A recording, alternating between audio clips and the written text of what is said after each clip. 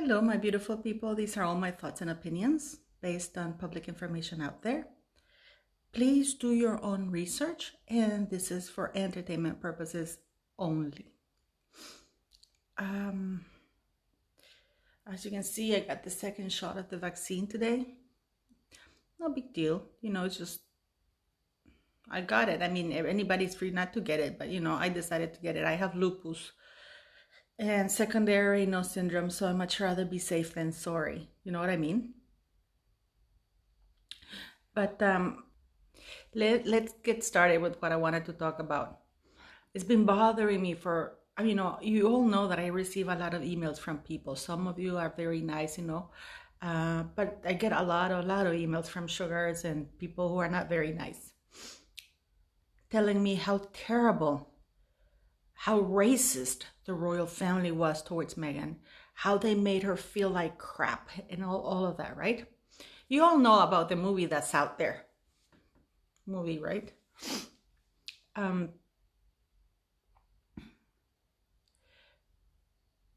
One thing that for some reason, and this is when I say that the media is in on it, because nobody likes to highlight, I guess it's for clickbait, the fact that after that hour and a half, I think it was 90 minutes. Was it 90 minutes? I didn't see it, but I think it was about 90 minutes.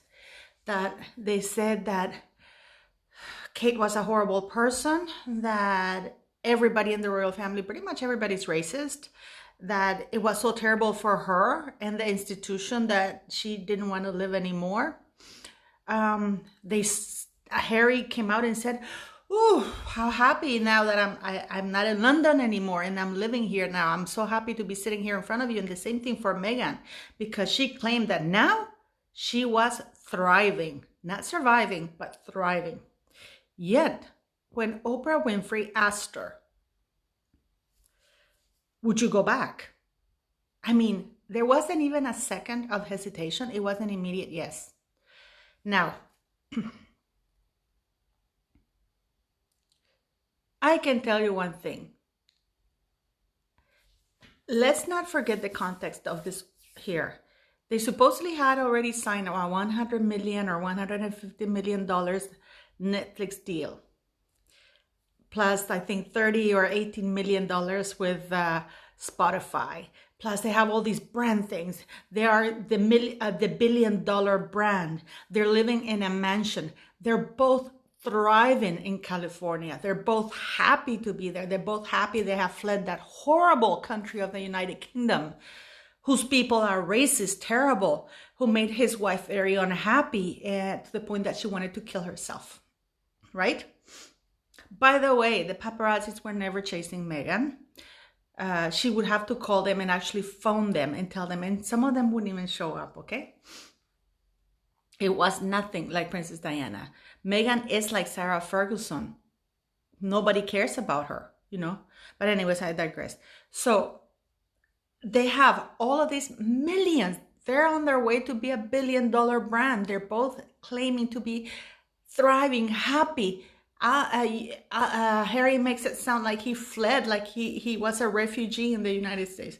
And yet when asked if you go back, they say yes. So they're willing to abandon over almost $200 million to begin with, because of course these people are going to be very rich, right?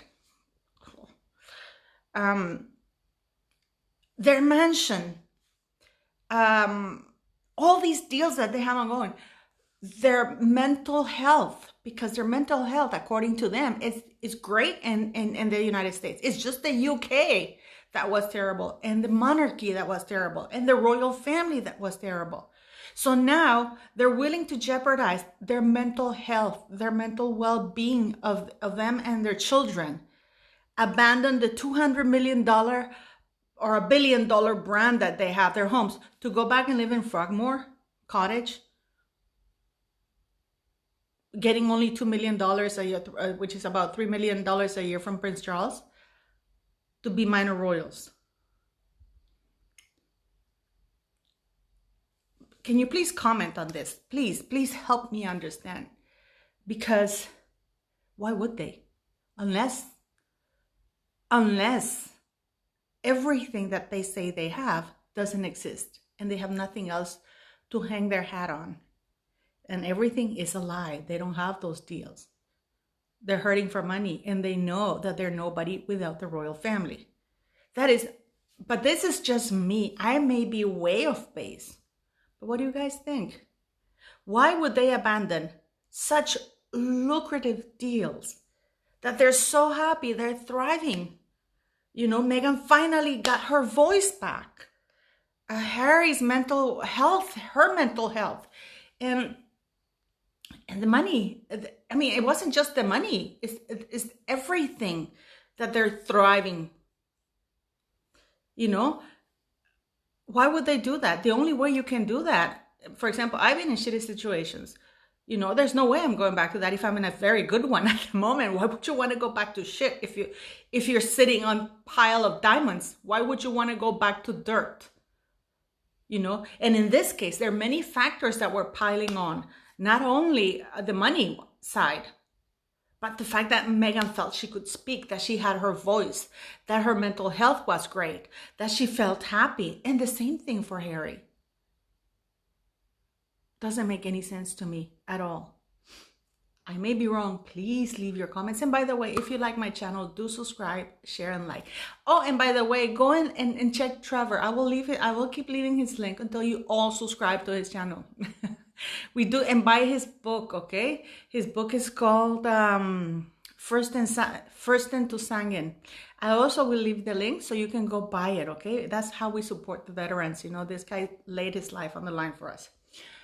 Another thing that I wanted to touch upon is the fact that Meghan Markle said that she had to go to Malta because when she went to Malta, she felt that, oof, she could relate to the people of Malta because they all looked like her, because she went to look for her ancestors. I want to clarify here and kill this little joy spirit about people saying that she's Maltese. No. Her family were Scottish, Irish, who went and tried their luck in Malta, but they were as white as they come. Don't go thinking that they married into the local people. That's not how it happened, okay?